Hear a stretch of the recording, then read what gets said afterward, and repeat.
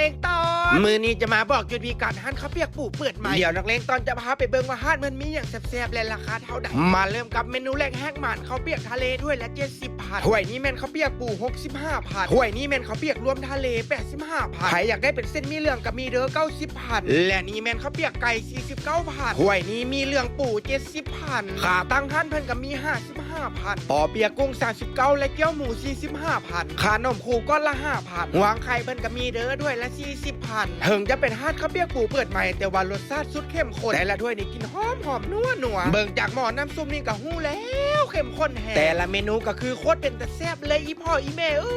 ใครที่มากินเส้นข้าวเปียกหรือว่าเห็นคลิปนี้แล้วอยากกินอยากซิมไก่หีเป้าแท็กหาคนที่ฮู้ใจและสวนกันไปจัดด่วนเด้อห้านเพิ่นหาก็เปิดใหม่ได้บ่ฮอดเดือนคนยังบ่ฮู้หลายไปก่อนก็ได้ซิมก่อนห้านเพิ่นแม่นเปิดทุกมื้อตั้งแต่ 9 โมงเช้าจนถึง 8 โมงแลงห้านเพิ่นหันตั้งอยู่บ้านโพนต้องสวัสดิ์อยู่ใกล้ๆกับเวกัสเลยบ่เว้าหลายใหญ่ห่างใดพากันไปจัดด่วนเด้อนักเลงตอนห้านข้าวเปียกปู